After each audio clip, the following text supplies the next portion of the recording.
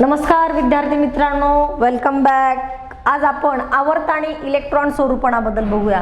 आवर्त आणि इलेक्ट्रॉन स्वरूपण. आवर्त कशाला म्हणायचं? आधुनिक आवर्त सारणीमध्ये असणाऱ्या आडव्या ओळींना काय म्हणायचं? आवर्त म्हणायचं.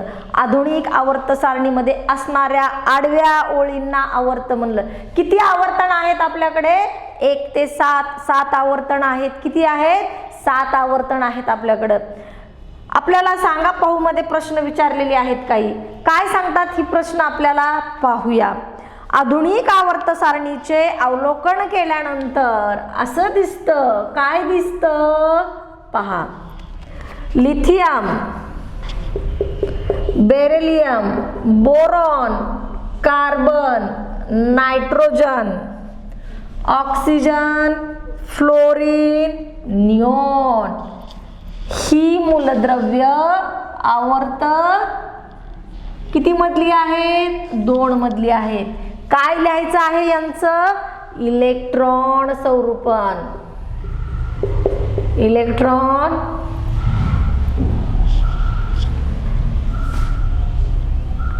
स्वरूपण. आवर्तनात एक एकने इलेक्ट्रॉन वाढत जातो. म्हणजे पहा, लिथियम आपल्याला माहिती आहे 3 आहे, 2,1. Beryllium 4, 2,2. Boron 5, 2,3. Carbon 6, 2,4. Nitrogen 7, 2,5. Oxygen 8, 2,6. Fluorine 9, 2,8. 7. Neon 10, 2, किती आलं? 8. या मूलद्रव्यांमध्ये संयुजा इलेक्ट्रॉनची संख्या सारखी आहे का? संयुजा इलेक्ट्रॉन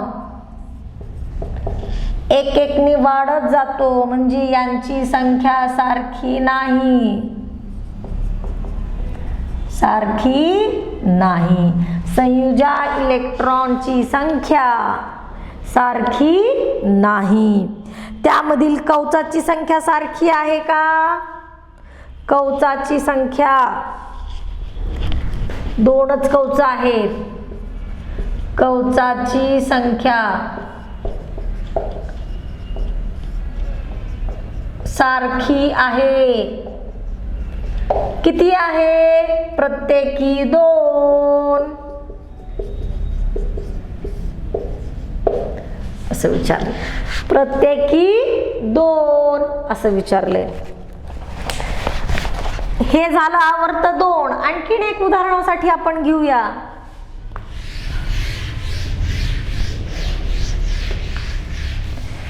काय म्हटलं जातं रे?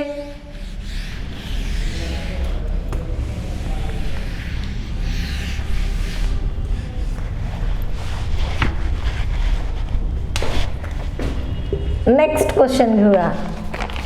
मूलद्रव्य बघा. Sodium, magnesium, aluminium, silicon, phosphorus, sulphur, chlorine, argon. Sodium आपल्याकडे किती आहे? इलेक्ट्रॉन स्वरूपण लिहायचंय. सोडियम 11. सोडियम 11. मॅग्नेशियम इथं पण कॅपिटलच लिहा, लालने लिहूया. Magnesium 12. Aluminium 13. 14. Phosphorus 15. Sulphur 16. Chlorine 17. Argon 18.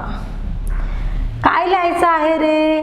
Electron स्वरूपण. कसं लिहिणार? सोडियमचं इलेक्ट्रॉन स्वरूपण 2,8,1. मॅग्नेशियमचं 2,8,2. एक एक ना इलेक्ट्रॉन स्वरूपण वाढत जाणार, कवचाची संख्या तीच राहणार, कवचाची संख्या तीच राहणार. मग काय प्रश्न विचारला जाईल? संयुजा इलेक्ट्रॉन कसे दिसतात? वेगवेगळे. संयुजा इलेक्ट्रॉनची संख्या सारखी आहे का? सारखी नाही. कशी नाही? सारखी नाही. चला, कवचाची संख्या सारखी आहे का? कवचाची संख्या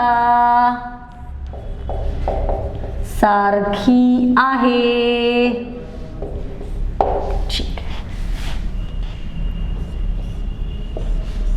लक्षात ठेवायचं, कवचाची संख्या सारखी आहे, लक्षात ठेवायचं.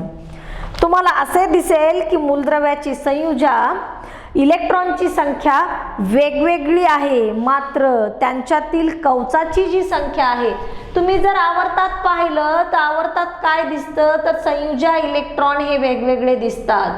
संयुजा इलेक्ट्रॉन वेगवेगळे असले तरी आवर्तात काय पाहायला मिळतं? कवचाची संख्या सारखीच आहे. कवचाची संख्या सारखीच आहे हे आपल्याला पाहायला मिळतात. मग आवर्तात डावीकडून उजवीकडे जात असताना रासायनिक गुणधर्म काय होतं? हळूहळू सावकाश रीतीनं काय होतं? बदलत जातात. रासायनिक गुणधर्म बदलत जातात. डावीकडून उजवीकडे जात असताना आणखीन काय गुणधर्म लक्षात येतो की एक एकने इलेक्ट्रॉन काय होतं? संयुजा इलेक्ट्रॉन एक एकने वाढत जात असताना पाहायला मिळतो. म्हणजे संयुजा इलेक्ट्रॉनची संख्या सुद्धा आपल्याला एक एकना वाढलेली पाहायला मिळते. एक एकने वाढलेले आपल्याला पाहायला मिळतं. आपल्याला असं म्हणता येईल की ज्या मूलद्रव्याच्या इलेक्ट्रॉन असलेल्या कवचाची संख्या एकसारखी असते ती मूलद्रव्य एकाच आवर्तात असतात. ज्या मूलद्रव्याची इलेक्ट्रॉन असलेल्या कवचाची संख्या एकसारखी असते ती मूलद्रव्य एकाच आवर्तात असतात. या कवच 3 म्हणजे आवर्त 3. कवचावरून तुमचं आवर्त ठरतं. कवचावरून काय ठरतं की कवचावरून आपल्याला आवर्त काढता येतं. कवचावरून आपल्याला आवर्त काढता येतात हे आपल्याला लक्षात येतं. म्हणजे काय आहे? आधुनिक आवर्त सारणीमध्ये एका आवर्तात डावीकडून उजवीकडे जाताना बाह्यतम कवचात इलेक्ट्रॉन भरले जातात आणि पुढचा आवर्त सुरू होताना नवीन इलेक्ट्रॉन त्याच कवचात भरायला सुरुवात होत असते. पहिल्या 3 आवर्तामध्ये मूलद्रव्याची संख्या ही कवचाची इलेक्ट्रॉन धारकता व इलेक्ट्रॉन अष्टकाचा नियम वापरून आपण करत असतो. KLM इलेक्ट्रॉन कवचासाठी यांची किंमत काय असेल? काही आणखीन प्रश्न आपल्याला विचारलेले आहेत. थोडे आठवा. गेल्या वर्गामध्ये म्हणजे 9वीला आपण शिकलेलो आहोत त्याच्या आधारावरती आपल्याला विचारलेलं आहे.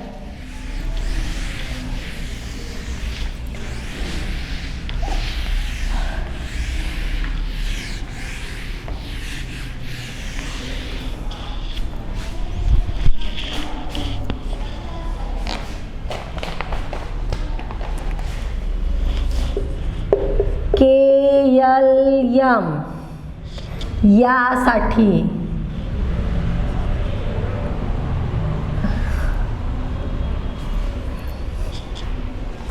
यांची किंमत काय?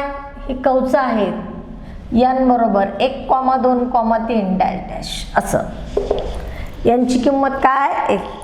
एका इलेक्ट्रॉन कवचात जास्तीत जास्त किती इलेक्ट्रॉन सामावून घेण्याची क्षमता असते? तर ह्या सूत्रावरून काढायचं. 2n चा वर्ग. n म्हणजे कवचाची संख्या.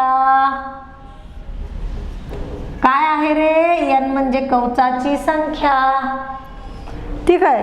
KLM या कवचाची जास्तीत जास्त इलेक्ट्रॉन धारकता किती व काढा. कसं करणार? आपण एक तक्ता करूया. कवचाची संख्या 2n च्या वर्गाने काढूया. इलेक्ट्रॉन धारकता इलेक्ट्रॉन धारकता. इथे लिहूया KLMN. चला चला, कुठे इलेक्ट्रॉन स्वरूपण, इलेक्ट्रॉन धारकता काढायला चला. कुठे चला, इलेक्ट्रॉन धारकता काढायला. के म्हणजे कवचाची संख्या, यांची किंमत 1 2 3 4. सूत्रात ठेवा रे, सूत्रात ठेवलं. चला 2 गुणिले 1 चा वर्ग म्हणजेच 2. 2 गुणिले 2 चा वर्ग म्हणजेच 2 चा वर्ग किती, 4. 4 2 8. ठीक आहे. इलेक्ट्रॉन धारकता किती येते, 2 गुणिले 1, 2 गुणिले 4, इथं 2 8. 2 गुणिले 3 चा वर्ग म्हणजेच 2 गुणिले 9. 9 दोन्ही किती रे, 18. इलेक्ट्रॉन धारकता किती आहे, यम कवचाची 18. 2 गुणिले 4 चा वर्ग, 2 गुणिले 4 चौक 16. 4 चा वर्ग 16, 16 32. इलेक्ट्रॉन धारकता n कवचाची आहे आपल्याकडे 32. अशा पद्धतीनं इलेक्ट्रॉन धारकता तुम्ही काढू शकता. n बरोबर 1 2 3 कुठल्याही संख्या, कुठल्याही नैसर्गिक नंबर घेऊ शकता. सूत्र वापरायचं आहे आपल्याकडे 2n चा वर्ग. कशासाठी हे सूत्र वापरलं, इलेक्ट्रॉन धारकता क्षमता काढण्यासाठी हे सूत्र वापरतो. इलेक्ट्रॉन धारण क्षमता काढण्यासाठी हे सूत्र आपण वापरत असतो. ठीक आहे.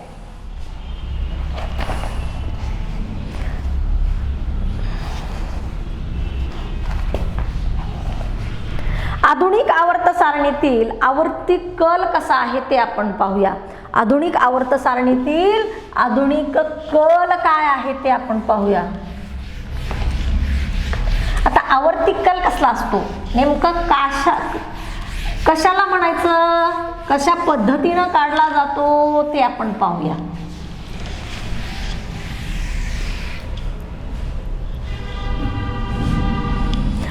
आधुनिक आवर्त सारणीच्या एखाद्या आवर्तातील किंवा एखाद्या गणातील मूलद्रव्याच्या गुणधर्माची तुलना केली असता त्यांच्यात होणाऱ्या बदलामध्ये काही नियमितता आपल्याला दिसून येते. यालाच आपण आधुनिक आवर्त सारणीतील आवर्ती कल असं म्हणलं जातं. गण असतील किंवा आवर्त असतील, याच्यातील जे गुणधर्म आहेत त्या गुणधर्माची तुलना केली असता त्यांच्यात होणाऱ्या बदलांमध्ये काही नियमितता दिसून येते, काही नियमितता दिसून येते. त्यालाच आपण आधुनिक आवर्त सारणीतील आवर्ती कल असं म्हणलं जातं. पण या इयत्तेत फक्त मूलद्रव्याची संयुजा, अणुअंक, त्याचबरोबर अणूचा आकारमान व अधातू गुणधर्म या तिन्ही गुणधर्मातील आवर्ती कल आपण विचारात घेणार आहोत. पहा, संयुजा हा आवर्ती कल आहे. अणु आणि आकारमान, धातू आणि अधातू गुणधर्म ह्या तिन्हीची तुलना आपल्याला करायची आहे. संयुजा कशाला म्हणायच्या, संयुजाची व्याख्या बघा. संयुजा म्हणजे काय, मूलद्रव्याच्या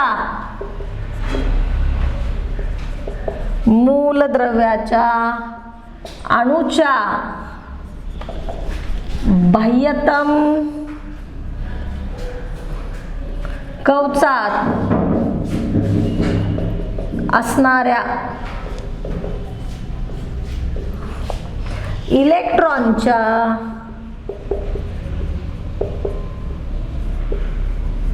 म्हणजेच संयुजा इलेक्ट्रॉनच्या संख्येवरून त्या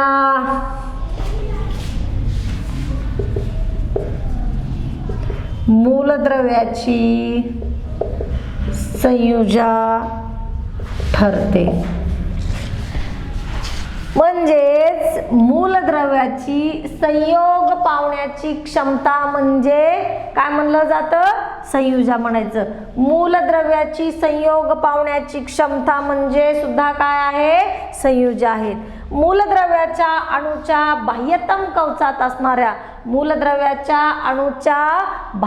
कवचात असणाऱ्या इलेक्ट्रॉनच्या म्हणजेच संयुजा इलेक्ट्रॉनच्या संख्येवरून त्या मूलद्रव्याची संयुजा ठरत असते. विचार करामध्ये तुम्हाला दिलेला आहे 5 प्रश्न विचारलेत. काय आहेत पहा. मूलद्रव्याचे इलेक्ट्रॉन स्वरूपण व त्याची संयुजा यांच्यात संबंध काय आहे, कशा पद्धतीने हा संबंध पाहायचा आहे आपल्याला ते आपण पाहूया.